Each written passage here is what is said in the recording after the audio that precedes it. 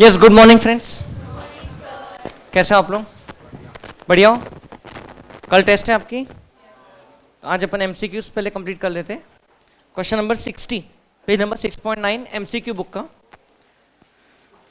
X club rendered services to its members under which head of income would such income be taxable.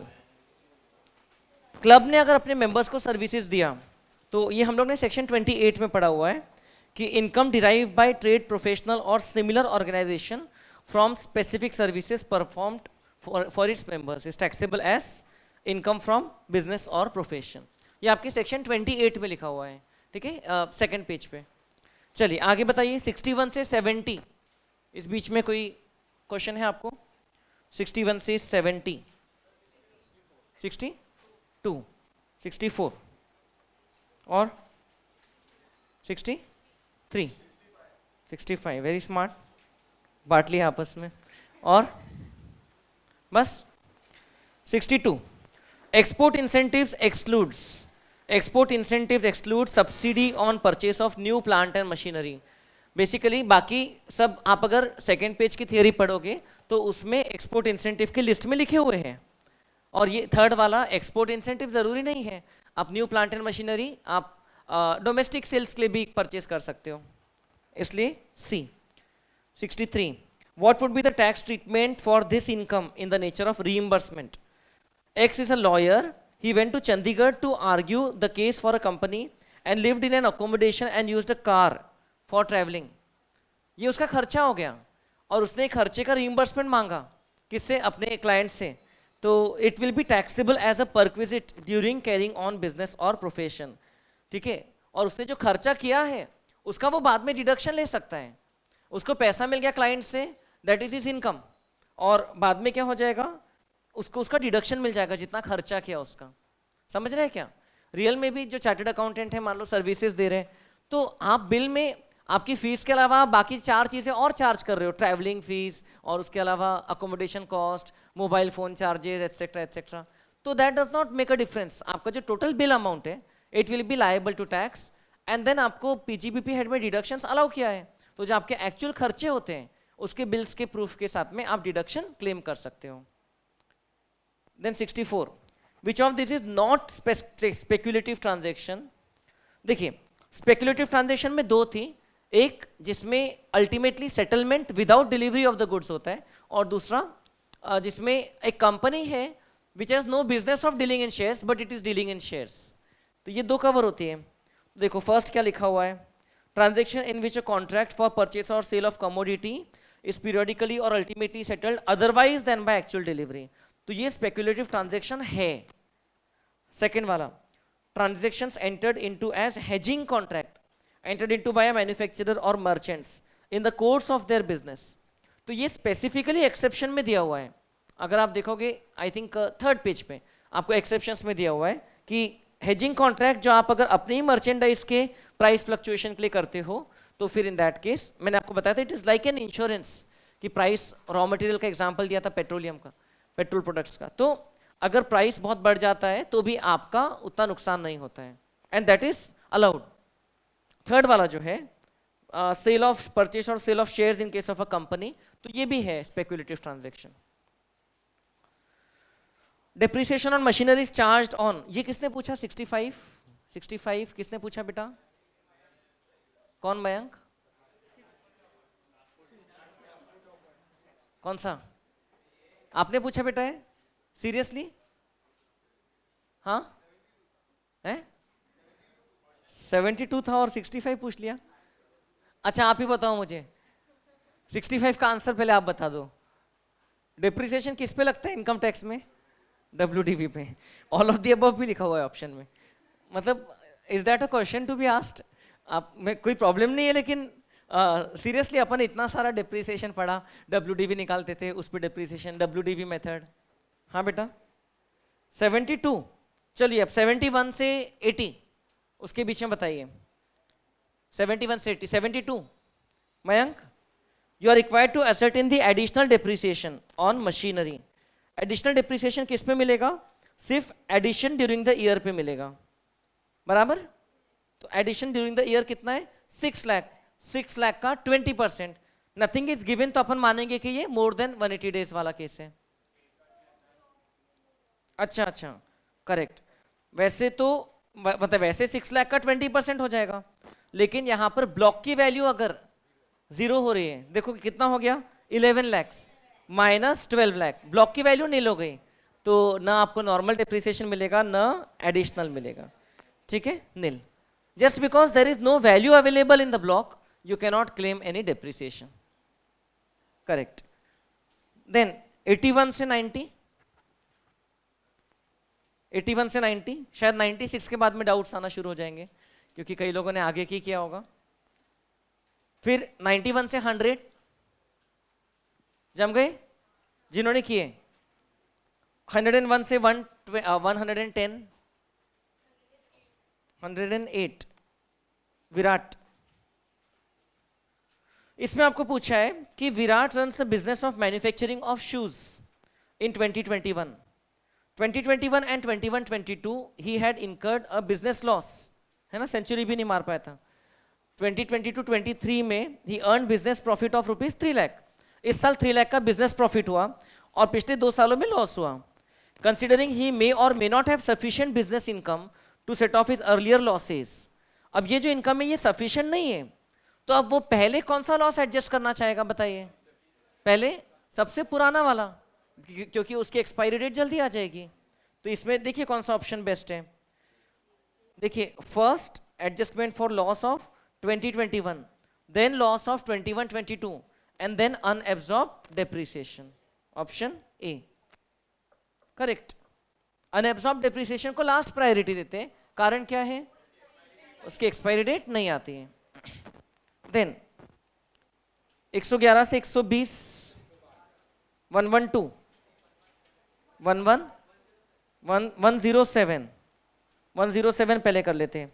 22 lakh की income हुई है, coffee grown, cured, roasted and grounded, तो इसमें ratio क्या है? 60-40, 60% agricultural and 40% business, तो 40% of 22 lakh कर लो बेटा, 8,80,000।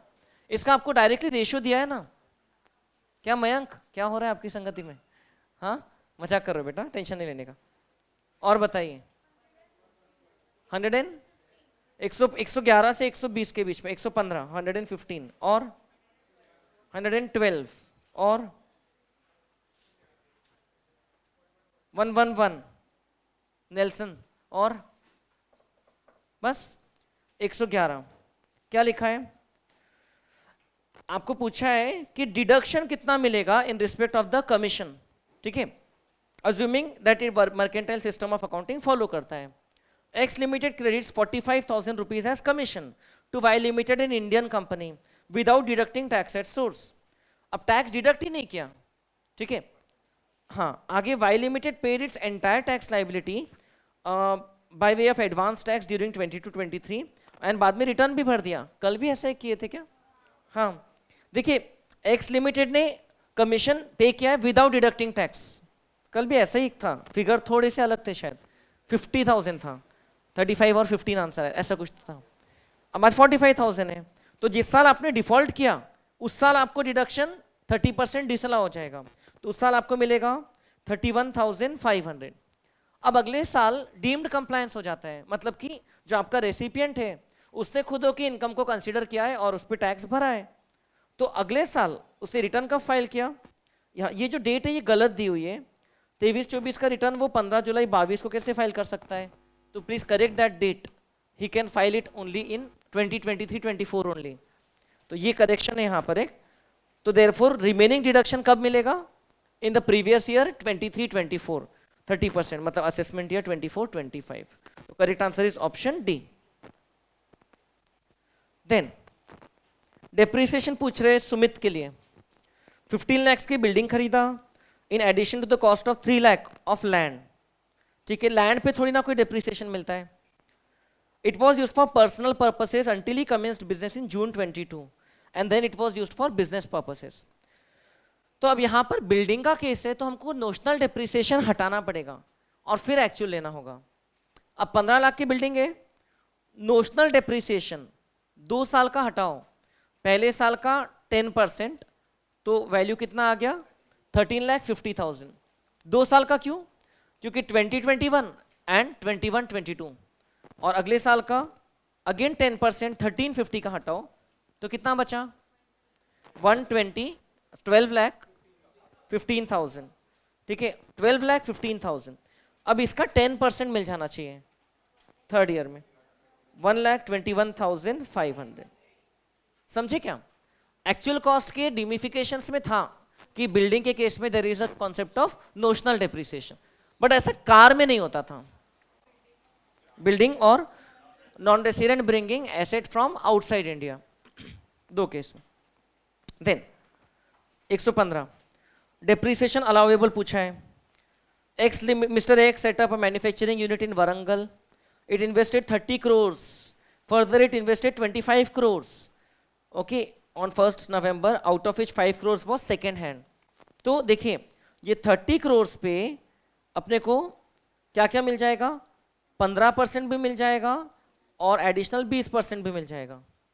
ओके, और जो फर्दर 25 है उसके दो पार्ट है, 20 एंड 5, क्योंकि इट इंक्लूड्स 5 लिखा हुआ है। 25 में जो 20 वाला पोर्शन है उस पर तो नॉर्मल डेप्रिसिएशन भी मिल जाएगा 7.5% और एडिशनल भी मिल जाएगा कितना 10% ऐसा। और 5 करोड़ जो है उस पर सिर्फ नॉर्मल मिलेगा क्योंकि वो सेकेंड हैंड है, उस पर एडिशनल डेप्रिसिएशन नहीं मिलेगा।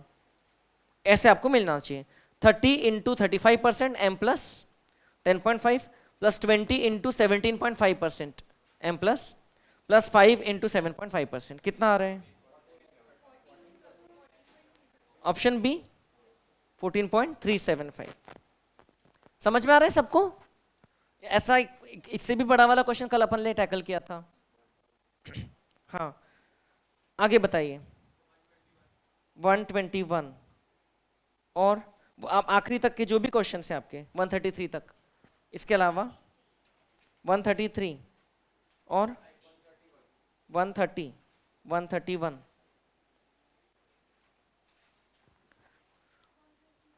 127, ये तो हो चुका है क्लास में। You can kindly refer the backup video. ये देखो टिक लगा हुआ है। 126 और हो गया 121। क्या पूछा है? Determine the amount of depreciation and capital gains okay in the hands of Zinc limited. Is it possible to avoid tax on capital gains? तो कैपिटल गेन्स पे टैक्स अवॉइड कर सकते हैं अगर कुछ इन्वेस्टमेंट्स करता है तो वो अपन लोग बात करेंगे। इनफैक्ट यहाँ पर तो ब्लॉक में अवॉइड कर सकता है वो अगर और खरीद लेता है। देखिए अपन कैलकुलेट करते हैं। ये ओपनिंग WDV दी है आपको प्लांट ए एंड बी की, तो कैलकुलेशन देखिए आप, बड़ा सिंपल है। 405 प्लस 195 कितना हो गया अभी तक के? 6 लाख, प्लस न्यू प्लांट खरीदा 20,000 का इसी ब्लॉक का, तो कितना हो गया ब्लॉक का वैल्यू? 6,20,000। अब उसने तीनों प्लांट सेल भी कर डाला, तीनों प्लांट सेल भी कर डाला। इसका नेट वैल्यू जो है वही माइनस, वही इसमें से हटाओ, कितना नेट वैल्यू होता है? 657 होता है इसका जो नेट वैल्यू है, मतलब कि 2 lakhs माइनस 12,000, 1,88,000, 372 और 85,000 माइनस दिस 84,800। अरे ये तीन फिगर का टोटल आप 3-4 अलग अलग बता रहे हो। 644,800, तो 644,800 इतना रुपए क्या हो रहा है उसको मिल रहा है। अपना ब्लॉक का सिस्टम तो बड़ा सिंपल है, सब वैल्यूज को ऐड कर दो एक्विजिशन वाली और उसमें से सेल वैल्यू को, नेट सेल वैल्यू को माइनस कर दो। अब नेट सेल वैल्यू कितनी है? 644 है और एक्विजिशन कितना है? 620 है। Because all assets are sold and in any case recover amount is more than the block value, so it results into short term capital gain of 24,800। Option C में match हो रहा है, ए में भी हो रहा है, बट आगे लिखा हुआ है कि अगर वो और 24,800 या उससे ज्यादा की परचेस कर लेता था तो उसका STCG अवॉइड हो जाता था। कैसे आप समझे?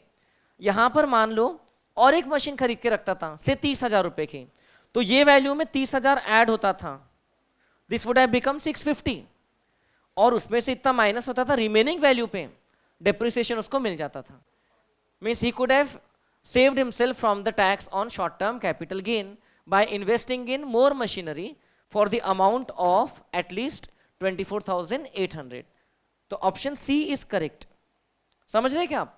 क्योंकि एक्स्ट्रा खरीदता था तो उससे क्या होता था, उसका ब्लॉक का वैल्यू बढ़ जाता था, ब्लॉक का वैल्यू बढ़ जाता था, और जो सेल वैल्यू उसमें से एडजस्ट हो रहा है वो कम एडजस्ट होता था. एंड या it would not have been the case of all assets sold, क्योंकि वो और एक मशीन डी खरीद रहा था जो कि बची है, तो अल्टीमेटली उसकी जो भी छोटी मोटी वैल्यू बचती थी उस पर डेप्रिसिएशन उसको मिलता था आगे. समझ रहे क्या? So that is a way of saving yourself from tax on STCG in case of a block. आपने आपका जो भी गेन आ रहा है उतने का एसेट खरीद लो ड्यूरिंग द ईयर 31 मार्च के पहले, तो आपके ब्लॉक का वैल्यू बढ़ जाएगा एंड इनडायरेक्टली आपको डेप्रिसिएशन नहीं, सॉरी एसटीसीजी नहीं लगेगा.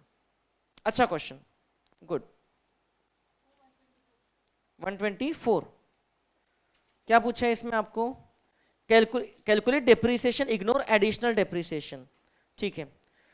WDV of 4 machines at the beginning of the year कितना लिखा है? ₹6 lakh. Following 3 machines were bought. ये 3 और मशीन्स खरीदा जो WDV में इंक्लूडेड नहीं है. अब इसमें आगे क्या लिखा हुआ है कि कुछ सेल भी किया है. ठीक है, बताइए. 3 मशीन्स खरीदा है, ये तो पिछले साल खरीदा था और इस साल पुट टू यूज किया, तो इस पे कितना डिप्रिसिएशन मिलेगा? फुल 100%. ये अपन ने 6 केसेस देखे थे, उसमें से 5वें नंबर का केस है. परचेस्ड अपन ने 1 नवंबर और 1 मई की डेट देखा था. मैंने कल ही रिवीजन बैच लिया इसलिए मेरा पूरा रिवीजन हो गया. तो उसमें 3 घंटे में हम लोगों ने ये पूरा अभी तक आपका जितना सिलेबस हुआ है वो किया है. तो वो मैं आप लोगों के लिए आगे यूट्यूब पे अपलोड कर दूंगा, आप लोग टाइम निकाल करके देख सकते हो. ठीक है, अगर आज क्या चाहिए तो पीजीबीपी का डाल देता हूँ. एक कितने कुछ 45 मिनट्स में पीजीबीपी का रिवीजन हुआ है, उसको भी आप फास्ट में देखोगे तो और फटाफट निपट जाएगा. आज डलवा देता हूँ मैं. हाँ, अभी कैसे डालूंगा? अभी सचिन सर आएंगे ऑफिस में, फिर उनको बोलता हूँ. तो वो आप आज शाम को देख लिया अगर, तो कल की टेस्ट देने की क्षमता अपनी बढ़ जाएगी. बट उसमें क्वेश्चंस नहीं किया ऑब्वियसली. अब 40 मिनट में बोलोगे सर क्वेश्चंस की प्रैक्टिस रह गई, तो बेटा उसके लिए फिर रेगुलर बैकअप वीडियोस है अपने, तो वो आप कर लोगे तो आपका ये हो जाएगा फास्ट. और फिर आप उसकी हैबिट बना सकते हो for further revisions up till the exam. But हाँ, उसमें चीज़ें रियली 5th गियर में हुई है. यू कैन इमेजिन जो चीज़ को अपन लोग इतने मोर देन 12 to 14 आवर्स अगर एक ही चैप्टर को क्लास में पढ़ रहे हैं और उसकी अगर 40-45 मिनट्स में किया है तो काफ़ी फास्ट हुआ होगा. फिर भी I have tried to touch all the concepts there. सभी कॉन्सेप्ट्स को अपन ने ये किया, डिस्कस किया है उसमें. अब वो आपके ऊपर है, पहले से पढ़ा हुआ है तो वो और अच्छा लगेगा आपको, उतना दिक्कत नहीं जाएगी क्योंकि आपका अभी रिसेंट वीक में हुआ है. ओके, वो कुछ बच्चे कल रिवीजन बैच में थोड़े ब्लैंक बैठे थे, कुछ बच्चे आंसर दे रहे थे क्योंकि वो पढ़ के आए थे. तो there is a lot of difference जो दिख जाता है, सामने दिख जाता है इसमें से कौन ये वाला चैप्टर छोड़ के आया और कौन पढ़ के आया है.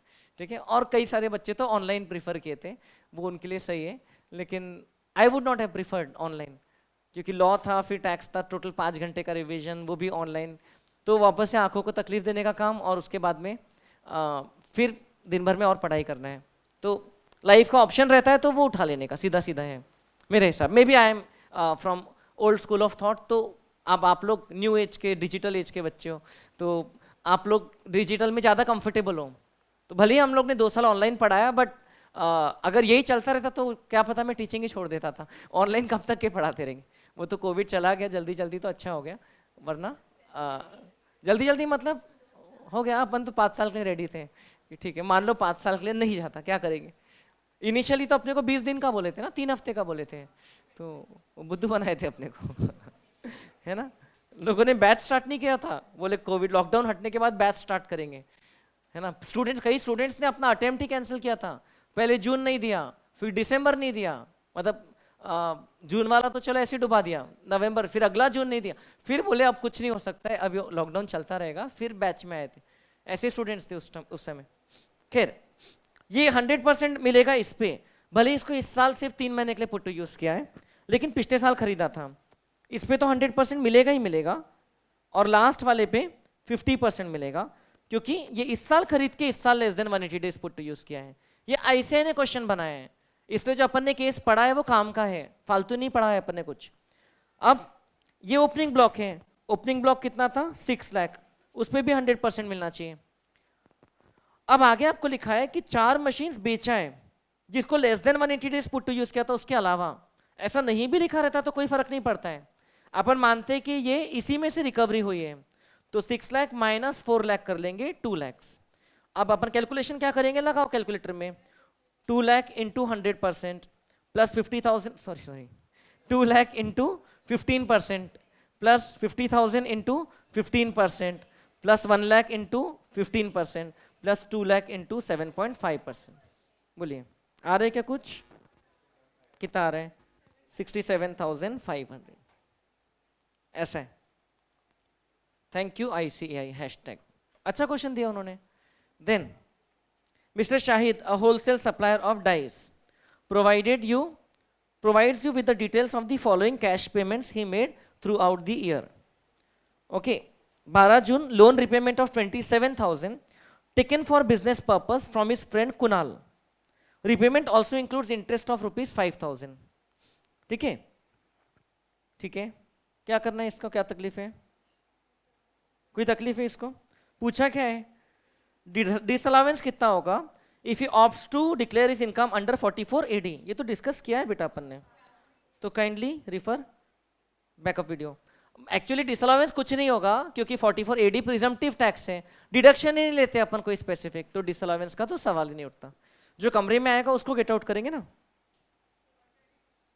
122 बड़ा क्वेश्चन दिखा तो बोले अपन पूछ लेते हैं, पढ़ते नहीं, नहीं ऐसा नहीं है, I have trust in you. Whether excess view is correct, ऐसा पूछा, एक्स का व्यू कभी करेक्ट होता है क्या, हो सकता है। Mister X is of the view that assessment year 23-24 the following deductions shall be allowed to him. ठीक है, अब ये वो वाला केस है, सेक्शन 43B में आप इंटरेस्ट अगर ड्यू डेट ऑफ ROI तक पे नहीं करते हो तो आपको डिडक्शन नहीं मिलता है, और इंटरेस्ट को अगर सिर्फ कोई लोन में कन्वर्ट कर दिया तो conversion also does not amount to payment unless it is actually paid, और जिस साल एक्चुअल पे किया उस साल डिडक्शन मिलता है, ये लिखा है। अब देखो 10 लाख का लोन लिया था, इंटरेस्ट कितना पेएबल था 1 लाख का था, हाउएवर उसने क्या किया, अमाउंट ऑफ इंटरेस्ट अनपेड पहले का कितना है, टोटल इंटरेस्ट कितना है, इंटरेस्ट एक्चुअली पेड 1 लाख है, पेड वाला अमाउंट कितना है 1 लाख है, तो उतने का तो मिल जाएगा, करेक्ट लिखा है। एंड आगे 2 लाख का अभी तक का इंटरेस्ट अनपेड है, वो डिफॉल्ट कर रहा था तो रिस्ट्रक्चरिंग अग्रीमेंट हुआ है और अनपेड इंटरेस्ट दूसरे लोन में कन्वर्ट हुआ है, ठीक है, which is shown separately and no interest is charge on this. Converted interest is to be paid in 4 equal annual instalment from after 2 years, 2-3 years के बाद, तो मतलब अभी तो उसका कुछ भी नहीं मिलेगा, सिर्फ 1 लाख का डिडक्शन मिलेगा, तो मिस्टर एक्स का व्यू करेक्ट नहीं है, no incorrect, only deduction of 1 lakh shall be allowed, तो एक्स एज यूजुअल गलत आया। आगे 130 पहले कर लेते, ये चारों करना है क्या आपको, 3 करना है। Shyam Singh spends rupees 1 lakh on cultivation and harvesting of agricultural produce. 50% of the production is sold for 1,10,000 and rest is sold for self consumption. What is the amount of agricultural income? बताइए, agricultural income कितना कमाया इसने, 60,000, 1,10,000 उसने cell किया है ना, और उससे रिलेटेड खर्चा कितना किया है 50,000, तो 110 माइनस 50 60,000, करेक्ट। सेल्फ कंजम्पशन मतलब कि खुद खाने वाला है वो, मतलब खुद यूज करने वाला है घर पे, बिजनेस कंजम्पशन भी नहीं लिखा है। आगे, you being the CA of mister C, वाह, ऐसा ही कभी कभी आपको कितना खुश कर देता है, आपको बोल देते assume that you are a CA, are in the process of computing is income. फालतू लिखा ना, ये सीधा इतना भी लिखते थे तो भी चलता था, लेकिन फिर अपने अरमानों को बीच बीच में छेड़ देते हैं वो लोग कि यू बीइंग द CA, फिर अपन सपने देखते रहते हैं CA बन जाएंगे तो ऐसा सूट पहनेंगे, टाई लगाएंगे, आजकल ऐसे CA नहीं होते। Mister C aged 35 years is a working partner in BCD, a partnership firm. बताइए क्या तकलीफ है इसको?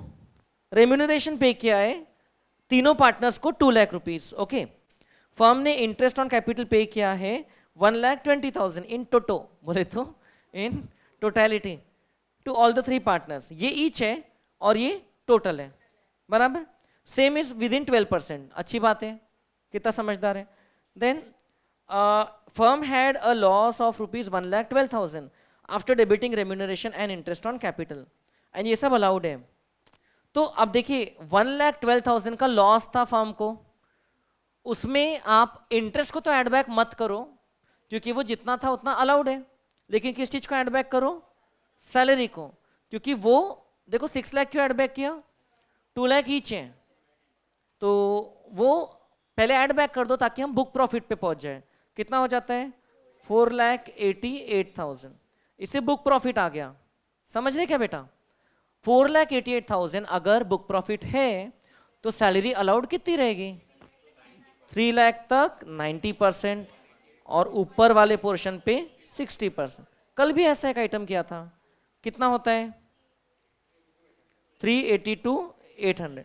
ये तीनों पार्टनर को मिला के इतना डिडक्शन मिलेगा, इसको कर दो डिवाइड बाय 3, 127,600। तो पर पार्टनर फर्म को 127,600 का डिडक्शन मिलेगा।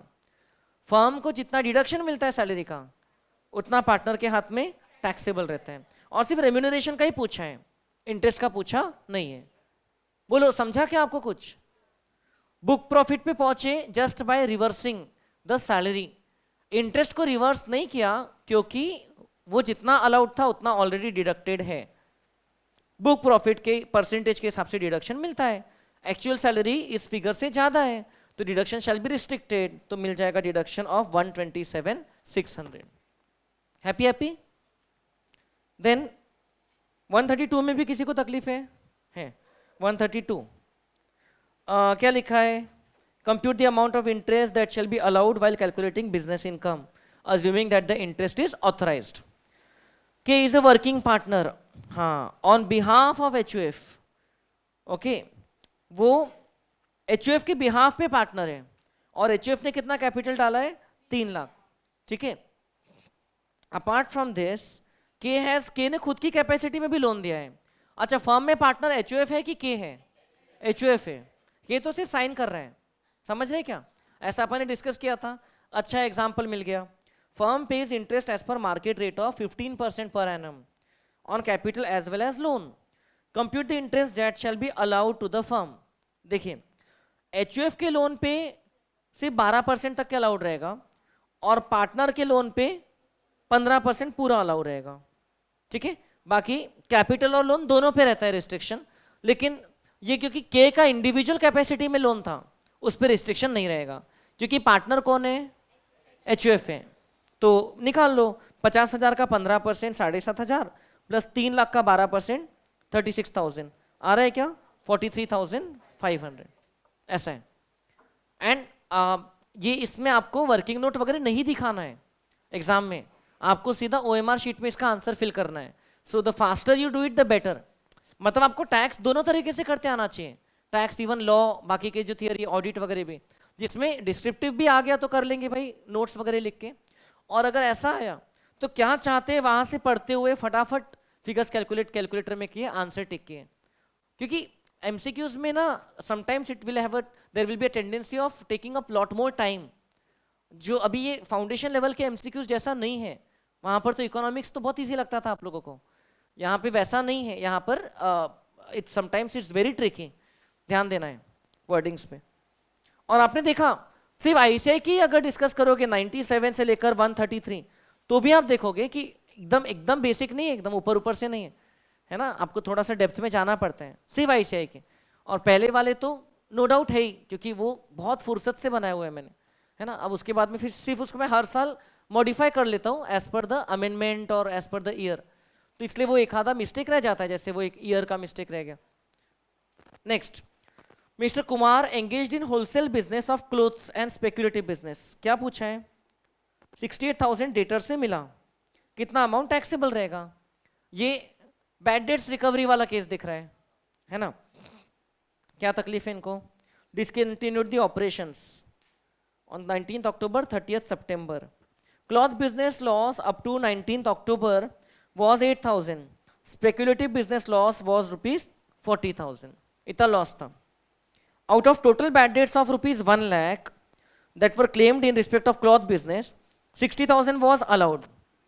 1 लाख के लॉस में से कितना अलाउ किया था? 60,000. ठीक है. एक्चुअली सिर्फ ये लास्ट पार्ट अपने काम का है. 1 लाख के लॉस में से 60,000 अलाउ किया था, बराबर. अब आपको रिकवर कितना हो गया आखिरी में? 68,000 रिकवर हो गया. 68,000.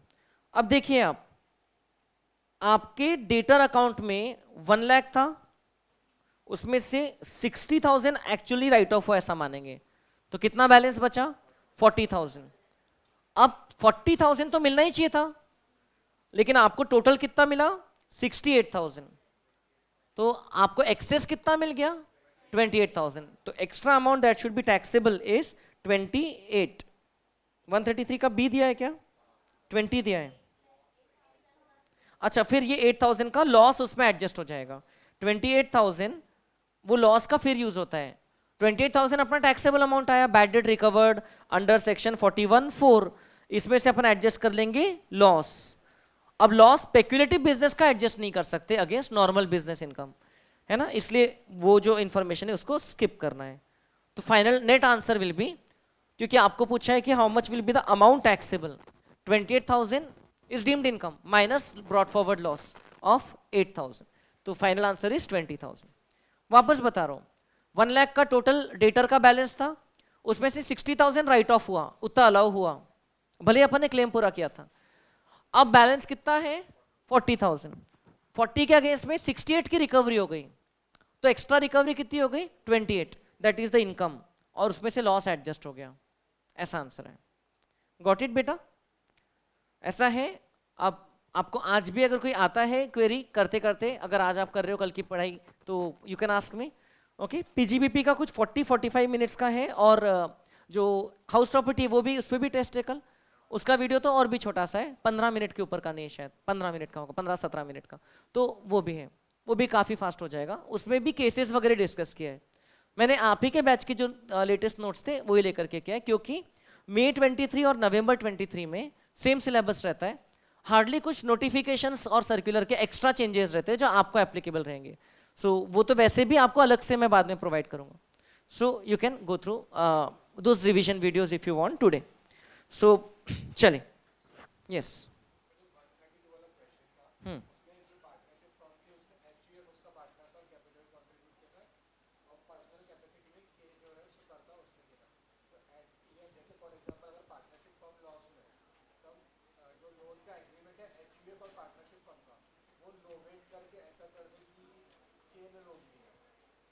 हाँ, तो बाद में आप नहीं कर सकते, लेकिन ये सब चीजें आपको पहले से ही करना पड़ेगा.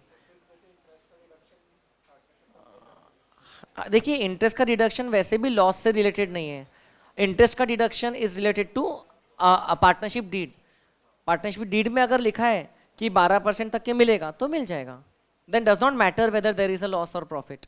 लॉस या प्रॉफिट पे डिपेंड करता है सैलरी का डिडक्शन सिर्फ, है कि नहीं. बुक प्रॉफिट पे लॉस रहा तो 1.5 लाख तक के मिलता है.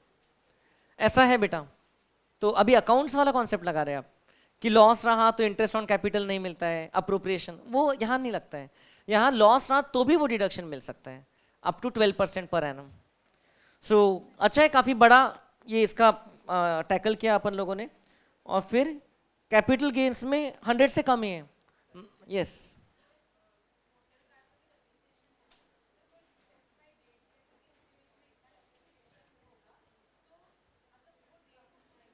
हाँ, करेक्ट. 23 अगस्त 2019 से लेकर 31 मार्च 2020, उस समय, उस पीरियड में अगर आपने खरीदा एंड उस पीरियड में पुट टू यूज किया बिजनेस के लिए, तो आपको मिलेगा, है ना, हायर. तो फिर रेगुलर वाला मिलेगा. हाँ. 117 किधर है?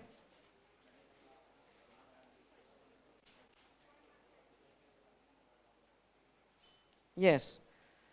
डिडक्शन अंडर सेक्शन 35D पूछ रहे हैं. ठीक है. इंडियन कंपनी ने बिजनेस किया, इसमें आपको लिमिट रहता है ना 5% ऑफ कैपिटल एम्प्लॉयड और कॉस्ट ऑफ द प्रोजेक्ट, और जो भी आया उसका बाद में मिलता है 1/5।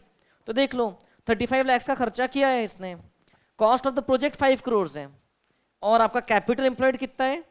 कैपिटल एम्प्लॉयड में आप ये सब ऐड करो, share capital, reserves and long term debentures and borings, ये सब ऐड करेंगे अपन। तो ये कितना हो गया बेटा? 3, 4, 5, 6, 6.5 करोड़ हो गया, ठीक है। कैपिटल एम्प्लॉयड प्रीमियम नहीं लेते हैं, ठीक है, फिर प्रीमियम मत लो, उसके डेफिनेशन के हिसाब से उसमें डेफिनेशन दी है।